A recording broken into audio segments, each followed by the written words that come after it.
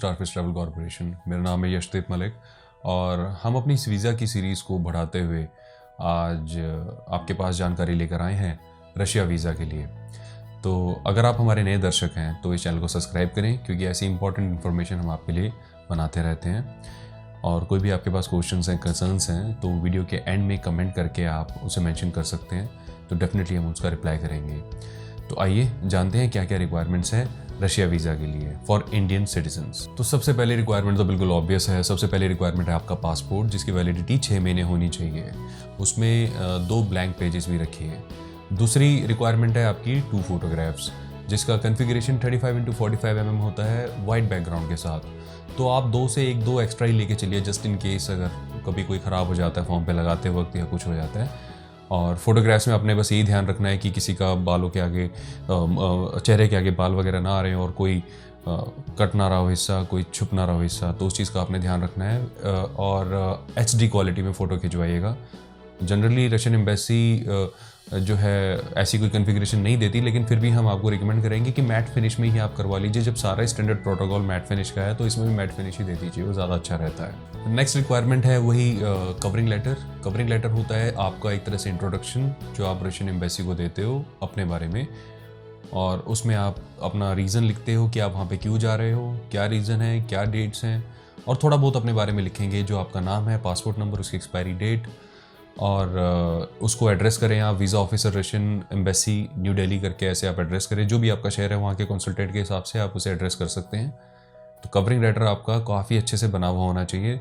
इसमें आप जो है डेट, जिस डेट में आप उसे डाल रहे हैं वो डेट मेंशन करिए, जिस भी डेट आपका केस फाइल हो रहा है उसे मेंशन करिए।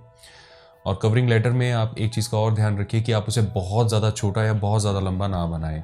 उसे एक मीडियम अपना जितना सफिशिएंट इन्फॉर्मेशन देनी चाहिए सिर्फ उतना ही रखें, बहुत ज़्यादा उसे लंबा खींचने की ज़रूरत नहीं है। तो नेक्स्ट पॉइंट है आपका ट्रैवल डॉक्यूमेंट्स का। ट्रैवल डॉक्यूमेंट्स में एक तो आपको ओरिजिनल टूरिस्ट वाउचर देना होता है, ओरिजिनल ट्रैवल कंफर्मेशन देना होता है। तो ये जो ट्रैवल कंफर्मेशन आपको मिलता है, तो ये 2 तरीके से आप ले सकते हैं। या तो आपने अगर आपका कोई एजेंट है इंडिया में जिससे आप बुकिंग करा रहे हैं, वो आपके बिहाफ पे बुकिंग करता है, तो वो रशिया के एक एजेंट से बुकिंग कराता है। वहाँ पे आपका pick and drop, sightseeing वगैरह सब कुछ। तो वो रशियन आपको अपना एक टूरिस्ट कंफर्मेशन वाउचर देता है, एक तरह से वो इन्विटेशन का काम करता है।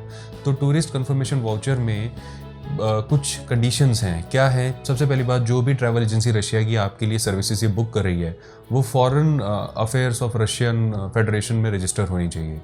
सेकेंडली, उसका उसमें रजिस्ट्रेशन नंबर और रेफरेंस नंबर मेंशन होना चाहिए, ताकि उसको यहाँ पर रशियन एम्बेसी ट्रैक कर सके कि वाकई में वो जेन्युइन कंपनी है, कोई फ्रॉड तो नहीं है।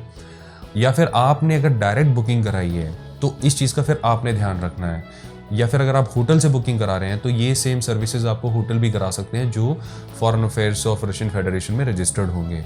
तो आपको ये ध्यान रखना है कि वो जो आपको इनविटेशन देते हैं वो बेसिकली एक ट्रैवल वाउचर होता है, टूरिस्ट कंफर्मेशन वाउचर होता है। उसमें उन आपकी सारी जो सर्विसेज हैं वो तो मेंशन होती है, साथ में उनका रेफरेंस नंबर भी उसमें मेंशन होना बहुत मैंडेटरी है, बिल्कुल होना चाहिए। उनका रजिस्ट्रेशन नंबर या रेफरेंस नंबर उनका प्रॉपरली मेंशन हो, ताकि वो ट्रैक कर सकें। तो इस चीज़ का आपने ध्यान रखना है, किसी ऐसे होटल से बुकिंग ना कराएं जिनके पास ये सर्विसेज ना हो, नहीं तो फिर आपका वीज़ा में प्रॉब्लम आ सकती है। तो इसमें ही आपको साथ में एक कन्फर्म रिटर्न टिकट भी दिखानी होती है। इसमें रशियन एम्बेसी जो है वो कंफर्म टिकट मांगती है, तो अगर आप डमी टिकट लगाते हैं वो आप अपने रिस्क में लगाते हैं। फेक टिकट तो कतई मत लगाइए, कहीं आप गलती से फेक टिकट लगा दें तो उसमें बहुत ज़्यादा प्रॉब्लम हो सकती है।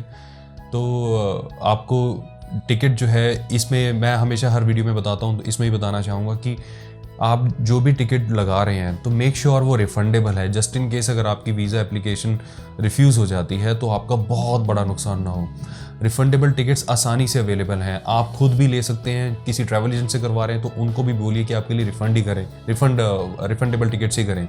जस्ट इन केस अगर नहीं मिलता है तो उसमें आपको रिफ़ंड मिल जाता है और आपका बहुत ज़्यादा नुकसान नहीं होता। नॉन रिफंडेबल टिकट लगाने से नुकसान बहुत ज़्यादा हो सकता है, जस्ट इन केस अगर वीज़ा नहीं मिलता तो। साथ ही में आपको कंफर्म्ड होटल वाउचर भी लगाने होते हैं। होटल वाउचर में पेमेंट देने की ज़रूरत नहीं है, वो आप अपने ट्रैवल एजेंट को बोलेंगे तो वो करा सकते हैं। यही तो, या फिर कुछ होटल्स हैं जो एडवांस का कुछ ना कुछ पेमेंट मांगते हैं, तो आप उनको कुछ एडवांस पे करके, फुल पेमेंट ना करके, जैसे मान लीजिए आप वहाँ पे 4 नाइट्स रुक रहे हैं तो 1 नाइट का पेमेंट ही कर दीजिए और बाकी उनसे कंफर्मेशन मंगा लीजिए। उसमें कंफर्मेशन में आपका नाम वही मेंशन होना चाहिए जो आपके पासपोर्ट पे है, कोई शॉर्ट फॉर्म नहीं होनी चाहिए या कुछ ऐसा मिसिंग ना हो। और साथ में कोशिश करें जो भी वाउचर आपके लिए आया उसमें आपका पासपोर्ट नंबर भी मेंशन हो। ये स्टैंडर्ड प्रैक्टिस है इंटरनेशनल होटल्स की, पासपोर्ट नंबर मेंशन करना, लेकिन फिर भी कुछ होटल्स होते हैं जो नहीं मेंशन करते। इन केस अगर ऐसा वाउचर आपके पास आया है जिसमें आपका सिर्फ नाम है और पासपोर्ट नंबर नहीं है, तो आप उनको रिक्वेस्ट करेंगे तो वो डेफिनेटली पासपोर्ट नंबर डाल के दोबारा आपको सेंड कर देंगे। यूजुअली इसमें इंटरव्यू नहीं होता, लेकिन फिर भी कुछ केसेस में रशियन एम्बेसी आपको इंटरव्यू के लिए बुला सकती है, तो उसके लिए मेंटली प्रिपेयर रहें। इंटरव्यू में कुछ ऐसा बहुत हाई फाई क्वेश्चंस नहीं पूछे जाते, सारे क्वेश्चंस जो आपने डॉक्यूमेंट्स दिए हैं उन्हीं के बेस पे ही पूछे जाते हैं। तो डॉक्यूमेंटेशन आपके प्रॉपरली होने चाहिए, उसका आपने ध्यान रखना है। फाइनेंशियल डॉक्यूमेंट्स रशियन एम्बेसी कई बार मांगती है, कई बार नहीं भी मांगती। तो फाइनेंशियल डॉक्यूमेंट्स में आपकी 6 मंथ्स की अकाउंट स्टेटमेंट चाहिए होती है जो बैंक से अटेस्ट होनी चाहिए, स्टैंप लगा होना चाहिए और वहाँ पे किसी मैनेजर के सिग्नेचर होने चाहिए। ITR में 2 साल की आप ITR अपनी लगा सकते हैं। और एम्प्लॉयमेंट प्रूफ में जो भी आपका एम्प्लॉयमेंट है, अगर जॉब करते हैं तो एक NOC लेटर लगा लीजिए अपने एम्प्लॉयर की तरफ से, अगर बिजनेस करते हैं तो उसकी रजिस्ट्रेशन की कॉपी लगा लीजिए। देखिए ध्यान रहिए, ये हर बार नहीं मांगती है रशियन एम्बेसी, ये कई बार मांगती है, कई बार नहीं भी मांगती है। जब आप एप्लीकेशन सबमिट कराएंगे तब एग्जैक्टली इसकी कंफर्मेशन होती है कि आपके फाइनेंशियल डॉक्यूमेंट्स चाहिए या नहीं चाहिए। लेकिन मैं आपको सजेस्ट करूंगा अपनी तरफ से पर्सनली कि अपने फाइनेंशियल डॉक्यूमेंट्स आप रेडी रखें और साथ में 6 मंथ की अकाउंट स्टेटमेंट और ITR तो एटलीस्ट आप लगा ही सकते हैं। NOC भी अगर अवेलेबल है तो उसे भी लगा लीजिए। इससे क्या होगा, थोड़ा सा आपकी केस की वैलिड जो ऑथेंटिसिटी है ये और अच्छी हो जाएगी और मिलने के चांसेस थोड़े से बेटर हो जाएंगे। इन केस अगर आप बिजनेस वीज़ा लगाते हैं, बिजनेस वीज़ा में जिस भी कंपनी में आप काम करते हैं उस कंपनी का लेटर चाहिए होगा जिसमें वो एक्सप्लेन करेंगे कि आपके जाने का पर्पस क्या है। साथ में जिस भी कंपनी के साथ आप टाई अप करने चाह रहे हैं रशिया में, या कोई आपको इन्वाइट कर रहा है या कोई भी आपका बिजनेस पर्पस है, तो वो कंपनी भी आपको इनविटेशन लेटर भेजेगी। साथ में वो अपना एक कवरिंग लेटर में देंगी जिसमें वो अपने बारे में एक्सप्लेन करेगी, इस जो भी बिजनेस डील में आप जा रहे हैं उसके बारे में कंप्लीट एक्सप्लेनेशन उसमें मैंडेटरी है, लिखी होनी चाहिए। और बिजनेस वीजा में भी यूजुअली रशियन एम्बेसी कॉल कर देती है, मैक्सिमम केसेस में कॉल किया जाता है, वो आपको इंटरव्यू पे बुला सकते हैं। अगर आपका केस बिल्कुल फ्लॉलेस है तो शायद आपको ना बुलाएं, लेकिन बिजनेस वीजा में आमतौर पे रशियन एम्बेसी बुला सकती है और बुला भी लेती है। अब इसमें कितने दिन लगते हैं, यूजुअली रशियन एम्बेसी कहती है कि हम 3 से 4 दिन में आपको दे देते हैं, लेकिन मेंटली प्रिपेयर रहें कि ये हफ्ते तक भी लग सकता है। तो यूजुअली 3 से 4 दिन से लेके 1 हफ्ते तक आपका केस रिलीज हो जाता है और आपको पता चल जाता है कि आपको वीज़ा मिला है कि नहीं मिला है। अगर आप इन सारी पॉइंट्स का ध्यान रखेंगे तो आपको वीज़ा मिलने के चांसेस बहुत अच्छे होंगे। मैं फिर से रिपीट कर देता हूँ, फेक डॉक्यूमेंट्स ना लगाएं, डमी टिकट्स वगैरह आप लगाएंगे तो थोड़ा सा रिस्क रहेगा उसमें डेफिनेटली। होटल वाउचर्स लगाइए, इनविटेशन लेटर प्रॉपर होना चाहिए जहाँ भी आप जा रहे हैं, जिस भी होटल पे जा रहे हैं, ट्रैवल एजेंसी से जा रहे हैं, उनका रजिस्ट्रेशन नंबर, रेफरेंस नंबर उसमें ड्यूली मेंशन होना चाहिए ताकि यहाँ पे ट्रैक किया जा सके कि वो फॉरेन अफेयर्स में रजिस्टर है कि नहीं है। ये थोड़ी सी ये रिक्वायरमेंट्स इसकी और इससे ज़्यादा कुछ खास रिक्वायरमेंट्स नहीं होती रशिया के लिए।